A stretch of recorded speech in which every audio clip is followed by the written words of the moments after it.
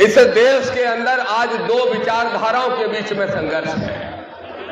एक तरफ वो लोग हैं जो बाबा साहब द्वारा लिखे हुए संविधान को, मानवर कांशीराम साहब द्वारा खड़े हुए मिशन को समाप्त करना चाहते हैं, और दूसरी तरफ वो लोग हैं जो बाबा साहब के संविधान का एक पन्ना भी नहीं फाड़ने देंगे, और जो बाबा साहब के पन्ना को फाड़ेगा उस सरकारों को फाड़ने का काम करेंगे। दूसरी तरफ मेरे साथियों बोलो, एक तरफ की सेना में जो संविधान विरोधी सेना है, उस सेना में वो सत्ताधारी बड़े बड़े लोग, मनुवादी लोग, सामंतवादी लोग, लेकिन दूसरी तरफ के जो सेनापति हैं वो हमारे बड़े भाई आदरणीय चंद्रशेखर आजाद जी हैं। ये हमें गर्व की बात है, हमारे लिए प्रसन्नता की बात है। इसलिए आज मैं कहना चाहता हूं मेरे भाइयों, भाई ने कहा कि कोई चिंता नहीं समय की, लेकिन फिर भी मैं समय में बात खत्म करने का प्रयास करूंगा।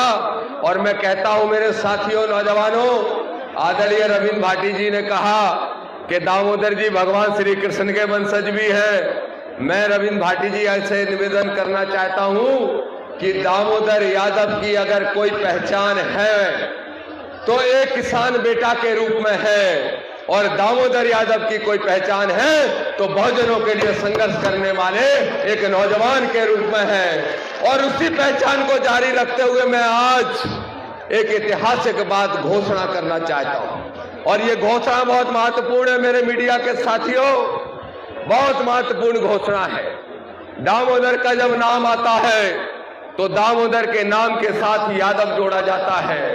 मुझे गर्व है कि मैं यादव जाति में जन्मा, लेकिन इस बात का गर्व और ज्यादा महसूस करूंगा कि आज इस देश में जहां आरक्षण को समाप्त करने वाली ताकतें सक्रिय हैं, आज तक बीपी मंडल की कमीशन की रिपोर्टों को आज तक इस देश के अंदर लागू नहीं किया गया, तो मेरे भाई आदरणीय विनय रतन जी से भी मैं कहना चाहूंगा, हमारा दामोदर का एक ही सपना है, एक ही लक्ष्य है। और भाई को मैं इस बारे में बता चुका, और भाई इस बात को अच्छे से जानते हैं कि दामोदर का अगर कोई सपना है तो सपना है कि पिछड़ों और दलित भाइयों के बीच में भाईचारा बना के गठजोड़ करने का।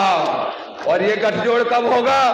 ये गठजोड़ तब होगा जब दामोदर यादव बन के नहीं, बल्कि दामोदर यादव मंडल बन के काम करने का काम करेगा।